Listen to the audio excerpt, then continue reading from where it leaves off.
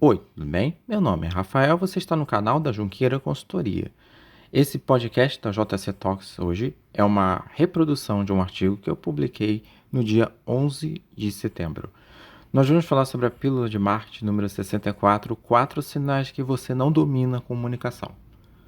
Outrora discutimos diversas vezes o uso da comunicação não apenas corporativa, mas informal, pessoal, em nosso cotidiano, não apenas como uma função comunicativa também cultural, transcendendo limites entre povos e tempos. Mas há um mecanismo que precisamos respeitar: nos fazer entender. Temos sabedoria que devemos ouvir para entender é uma lição importante. Devemos entender para ouvir e corresponder, outra lição importante. Mas a crença dessas lições são pouco sintonizadas à essencialidade que elas representam, verdadeiramente perdidas quando não percebemos certos detalhes. Esses detalhes a que quero tratar como sinais nesse podcast e que servirão a você a um banquete de conhecimento sobre a comunicação que devemos a princípio exercer para nos tornar legíveis a quem nos lê ou ouve. Vamos lá? Sinal 1. Não corte o assunto. Ocorre em muitos casos por um sinal de egocentrismo. A relação entre você e seu colega de conversa ou mesmo grupo onde discorre o diálogo, o corte de assunto, pode ocorrer por egocentrismo ou desorganização do falatório, partindo de sua própria pessoa ou dos envolvidos. Ambos são comuns e promovem uma comunicação caótica. O egocentrismo é comum, pois queremos trazer o diálogo à atenção à nossa imagem. Queremos contar aos demais quem somos, o que fazemos e o que nós representamos na sociedade. Mas um diálogo, para ter partes inclusivas ou inclusão, é necessário que o ego seja excluído do assunto, quando este não é o assunto. Se estamos falando de nós, tudo bem. Mas se estamos falando de um assunto não referenciado a nós, não o faça. Vamos ver um exemplo. Uma pessoa puxa uma conversa com a outra falando de seu favoritismo por uma leitura específica. O objetivo é demonstrar o gosto daquela pessoa por aquela obra, ou seja, seu ponto de vista, que ela quer demonstrar ter para a outra pessoa. Se a outra pessoa cortar o assunto falando do seu ponto de vista, a opinião dela, ela terá tirado o seu poder da palavra e colocado nas mãos dela. O assunto morreu ali e a conversa também. Por isso o egocentrismo. O segundo é a desorganização do falatório, que é tão comum quanto o primeiro fator. A desorganização é uma ingerência da comunicação que nos impede de criar uma conexão de contextos com as pessoas envolvidas. Vamos considerar pessoas como atores e a comunicação como objeto. Se o objeto não é bem definido, os atores não podem atuar livremente e claramente sobre. Concordam? Por isso que em uma preparação nítida, devemos esclarecer o objeto da conversa. No primeiro fator em que ocorre o atropelamento do assunto ou a tomada do poder da fala, temos uma desorganização da conversa. Tanto como no primeiro caso, o segundo, o assunto e a conversa terminaram. Sinal 2. Tome cuidado com gestos. Nós, brasileiros, falamos com gestos tanto quanto falamos com a boca. Comunicação não é apenas verbal, ela pode ser representativa. O gesto pode ser auxiliar ou base. Pode representar uma ajuda na comunicação ou ser a própria comunicação. Gestos promovem significações, representam sentidos e trazem contextos. O contexto de mostrar o dedo do meio é ofensivo, mas usá-lo no dia a dia não é. Não usá-lo com a intenção, mas porque ele faz parte da mão. O polegar para cima significa ok, tudo bem ou algo positivo. Para baixo significa desaprovação, negativação ou não está tudo bem. Mas a intenção pode ser observada. Ela pode ter um significado e apenas assim quando nós prestamos atenção a ela em um contexto. Em uma briga, mostrar o dedo do meio é uma construção ofensiva. Você está irritado e quer demonstrar isso de uma forma. Os gestos podem gerar indicação, satisfação, positividade, negatividade, desaprovação, ofensa e compreensão. Gestos são signos de comunicação. Fundamentam-se em uma construção gramatical parecida com a verbalizada. Existem verbos, adjetivos, transmissões, papéis e mensagens. Logo, o uso dos gestos não é uma mania, um ato ou um ponto decorativo. É um diálogo. Os usuários da Libra fazem uso para comunicar entre pessoas surdas e mudas. Esse é o formato idiomático oficial para eles. Portanto, o uso do gesto precisa criar uma sincronia quando a fala se faz por base, e o gesto ao auxílio. Quando não, o gesto por si só deve-se ter uma consciência sobre a significação, que pode ser uma riqueza de contexto ou uma simples expressão. Observe que apontar o dedo na direção em riste da face, na altura do nariz, é péssimo, é acusador, ou próprio daquele quem julga. Isso nos diz muito sobre nós. Quem julga é justo? Quem acusa é prudente?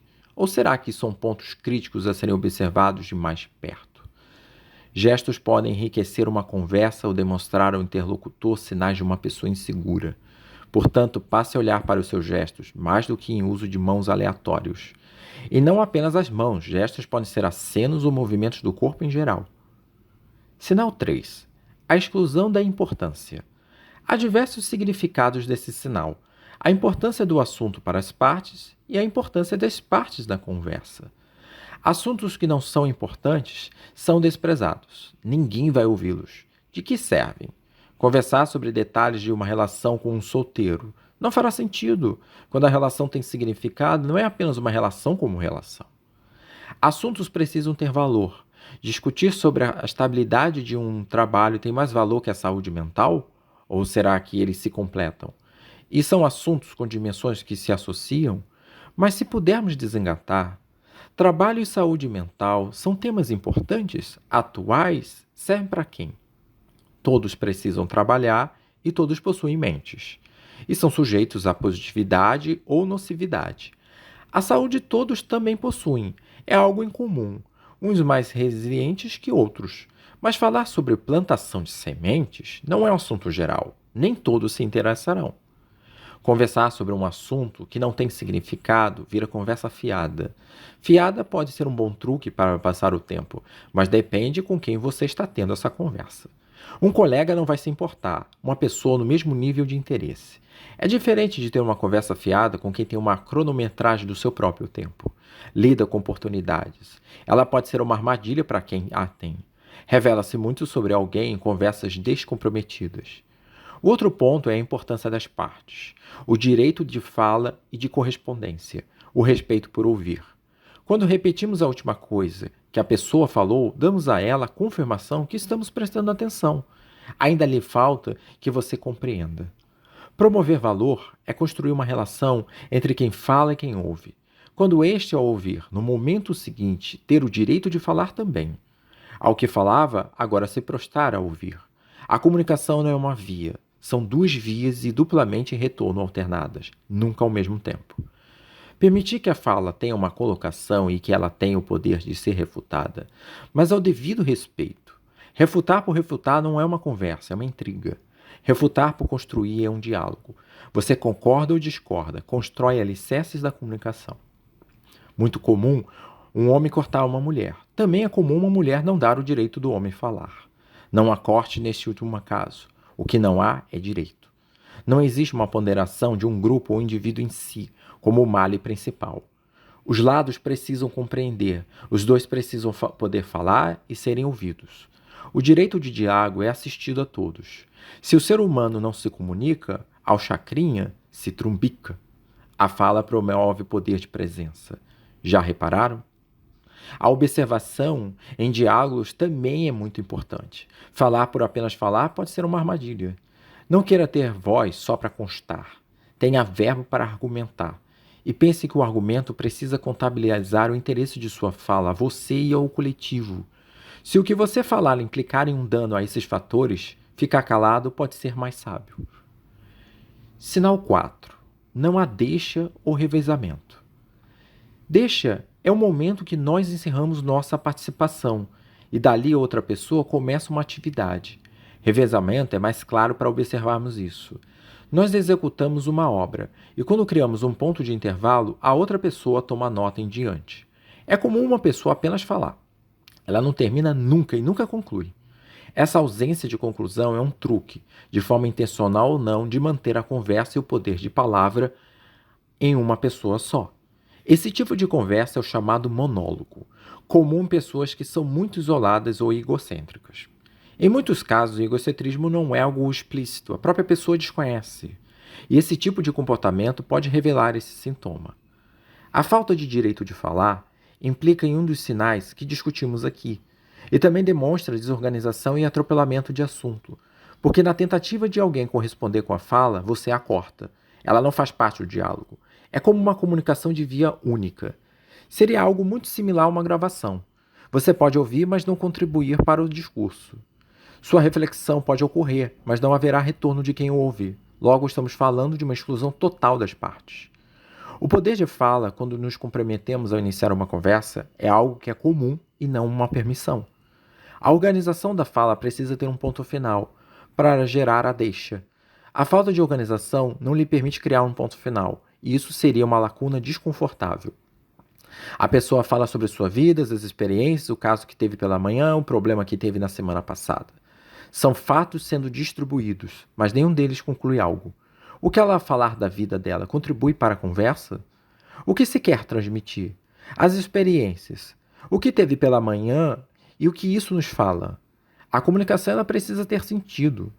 Por isso, costumeiramente, falo aos meus alunos sobre a construção de estratégias sobre a comunicação. Daí o bordão que sempre uso: a comunicação é sempre estratégica. Se você vale pela semântica, que é estratégia, é trivial essa associação. O poder da palavra em uma pessoa só existe, normalmente em palestras. Em aulas, existe uma cooperação. Em conversas é coletivo. Existem piadas de monólogo, mas há reações. As pessoas vão rir.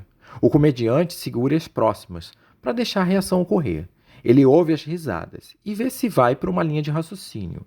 A base da conversa não é apenas fala e fala. Ela é fala ou gesto, gesto ou silêncio, silêncio ou gesto, gesto ou fala, fala ou silêncio ou silêncio. A comunicação não é apenas verbal, ela é a transmissão da mensagem. Um sorriso pode transmitir uma mensagem. Logo, a existência de um unitarismo do poder de fala precisa ser contextual. Se as pessoas estão envolvidas, elas consentem que só você fale? Ou todos podem falar e você não deixa? Cuidado, pois que esse tipo de conversa, as pessoas se afastam de você muito rapidamente. E isso pode ser um problema a curto prazo. Concluindo o nosso podcast, a comunicação é complexa, versada, uma abjuração de simplicidade, envolvente de indivíduos tão complexos quanto ela. Todo cuidado é pouco, todo pouco é muito. Seja em prosa ou em poesia, a mensagem transmitida pelas pessoas ao longo do tempo transmuta-se em significações. Entendê-las é exercer a paleografia e o respeito cultural. Pessoas são forjadas pela cultura. Ao respeito cultural dizemos respeito às pessoas. Esses 3 sinais, ou melhor, esses 4 sinais, é um resumo por óbvio. Há tantos outros que também pode elucidar problemas de algo que possa ter ou possuir. E que pode garantir, não 100%, mas em parte assegurar que tenha uma conversa tranquila. Atente-os, porque os sinais de uma conversa que sofre com obstáculos de alguma forma, tanto como os outros, podemos também cometer os mesmos erros. E estamos sujeitos a cometê-los de forma unânime, involuntária, intencional ou por pressão. Observá-las permitirá uma evolução qualitativa à forma da compreensão, tanto na comunicação degustativa, leitura, filmes, etc., e na social, conversa com outras pessoas. Até a próxima. Espero que vocês tenham gostado desse podcast da Junqueira Consultoria. Meu nome é Rafael. Não se esqueça de se inscrever no canal, compartilhar com os colegas, comenta se você tem alguma experiência no sentido de comunicação e ative as notificações. Até a próxima, pessoal.